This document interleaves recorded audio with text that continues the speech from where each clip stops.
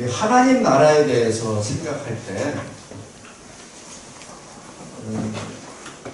이 땅에 하나님 나라를 세워야 되는 게 사실 우리의 사명이잖아요. 근데 그게 실질적으로 그게 교회입니다. 근데 교회를 하나님의 나라라고 부르는 사람은 거의 없어요. 그래서 그거를 생각해 봤어요. 왜 그럴까?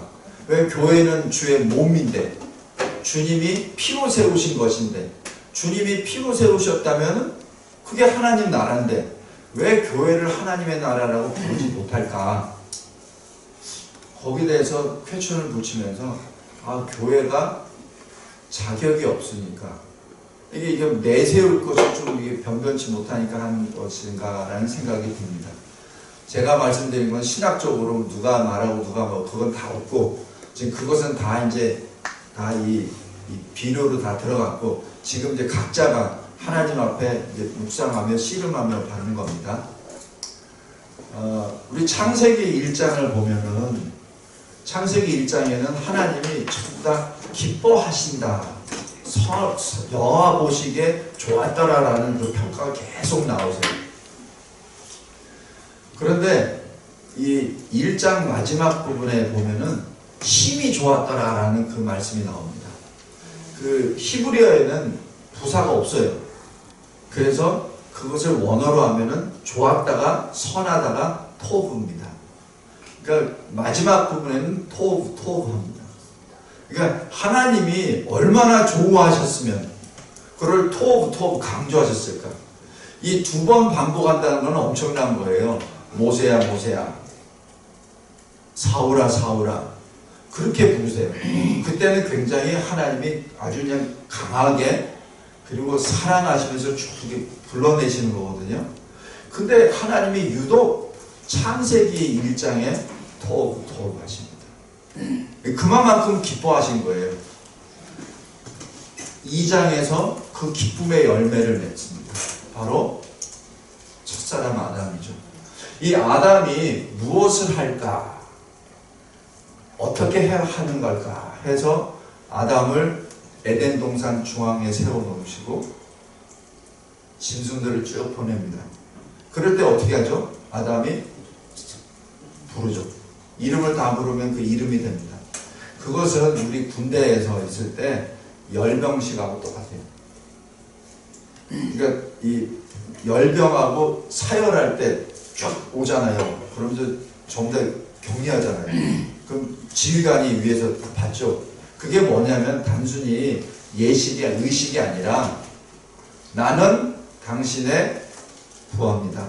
당신이 죽으라면 난 죽습니다. 라는 서원입니다. 그리고 위에서 이 격려를 받는 지휘관은 여러분들은 내 부하입니다. 그러나 여러분들의 생명을 내가 지켜야 될 책임이 있습니다. 나를 믿고 따르십시오. 그게 무언의 의식이거든요.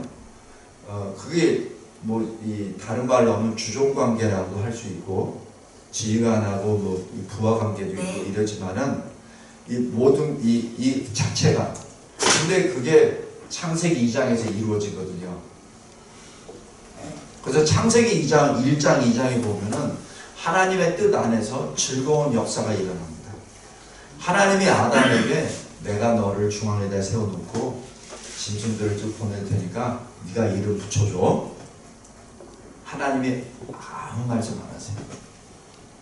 그런 지시도 안 하셨어요. 근데 아담이 그대로 합니다. 이유 아담은 하나님의 뜻을 알고 있는 거예요. 비록 하나님이 자기에게 구두로 뭐라고 얘기 안 하셔도 아담은 알고 있었고 하나님은 아담이 그렇게 할 수 있는 능력과 자격이 있다는 것을 인정하시고 주신 겁니다. 그게 신학적으로 원리스입니다. 하나됨입니다. 그러니까 하나님과 첫사람 아담은 하나예요. 그러니까 별도 지시 안 해도 그렇게 하는 거죠. 그것이 1장, 2장의 선한 역사입니다. 그런데 3장으로 들어오면서 사탄이 들어오죠. 뱀이 들어오죠. 마귀가 들어오죠. 속이는 자가 다 나타나죠. 그 속이는 자로 인해서 여자가 넘어지고 옆에 있던 남자가 또 넘어지고 그것이 뭐냐면 떨어져 나가버린 겁니다. 원리스, 하나님과 아담이 하나가 되었던 그 존재가 하나님으로부터 떨어져 나가버린 거예요. 그것이 신학적으로 죄라고 합니다. 그러니까 하나님으로부터 떨어져 나가는 것이 죄입니다. 그 죄에서 나타난 증세가 첫 번째는 하나님을 피합니다. 두 번째가 수치를 느낍니다. 세 번째가 회개하지 아니하고 남탓합니다. 그것이 죄인의 전형적인 특징입니다. 그러니까 첫사람 아담이 범죄하고 난 다음에 그런 모습이 딱 나타나 버리죠. 그랬을 때 하나님이 여인의 후손, 이 히브리어 말로 그냥 직역을 하면 여인의 씨, 우리 잘 알고 있는 그리스도 메시아를 거기서 약속을 하시죠. 거기서부터 하나님의 은혜 언약이 시작이 됩니다. 1장, 2장에서는 하나님이 행위 언약을 하세요. 왜냐하면 너는 에덴을 다스려라, 지키라 하나님. 그거 다 행위 언약입니다. 또 모든 나무의 열매는 다 먹어라. 그런데 선과 악을 알리는 나무는 먹지 마라. 그것도 행위 언약입니다. 왜? 아담이 지킬 수 있으니까. 그런데 죄로 말미암아 하나님도 떨어져 나갔을 때는 어느 것도 지킬 수 없는 존재가 되어버렸어요. 그래서 하나님이 일방적으로 주신 은혜, 언약 시대가 시작이 됩니다. 근데 은혜라고 하는 것은 내가 받을 자격도 없고 받을 하등의 일도 안 했는데 받는 게 은혜입니다. 내가 열심히 일을 해서 받는 것은 보수예요. 내가 잘해서 받는 건 상급입니다. 근데 은혜는 전혀 그게 아니에요. 자격도 없습니다. 하나님으로부터 떨어져 나갔기 때문에 감히 하나님한테 뭐 요구할 것도 없어요. 자격도 없고 능력도 없습니다. 왜? 전적 타락했기 때문에. 모든 생명과 능력은 하나님으로부터 온 건데 하나님으로부터 떨어져 나가버렸기 때문에 전혀 능력이 없는 거죠. 그래서 전적 타락이고 전적 무능입니다. 그 상태에서 하나님이 주신 것이 은혜 언약입니다. 이게 제가 조금 길게 서두에 이렇게 말씀드리는 것이 이제 하나님 나라에 대해서 하는 건데, 이 창세기 3장에서 그 비참한 모습이 되고 쫓겨나고 4장에서 드디어 그 비참의 진일보가 나타나는 게 나와요.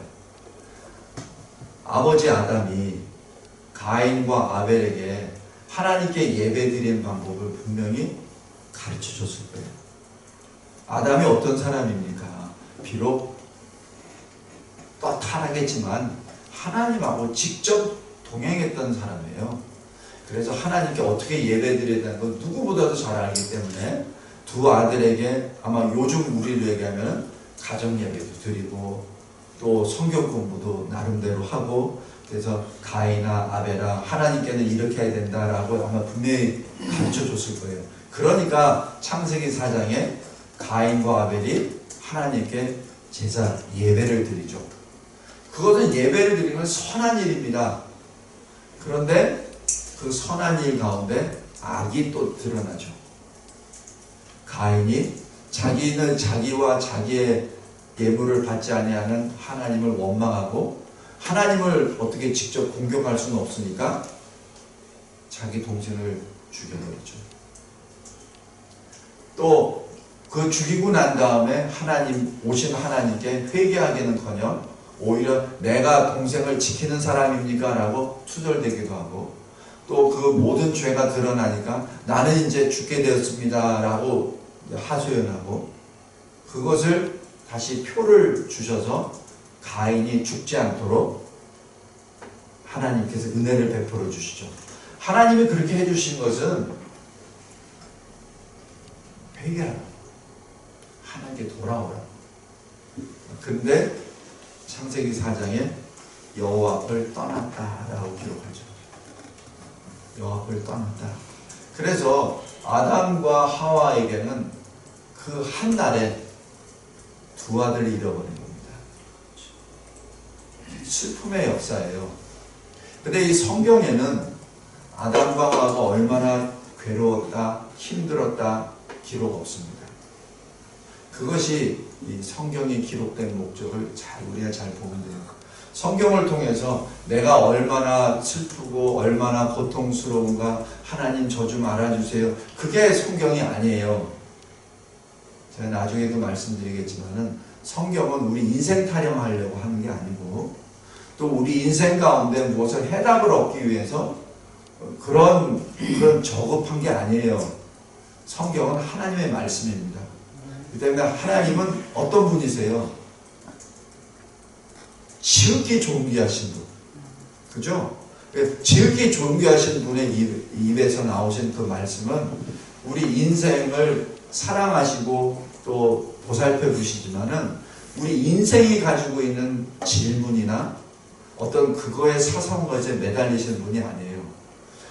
지존하신 하나님, 존귀하신 하나님의 나라와 의를 우리가 구할 때 하나님이 다 그것을 다 더해 주시잖아요.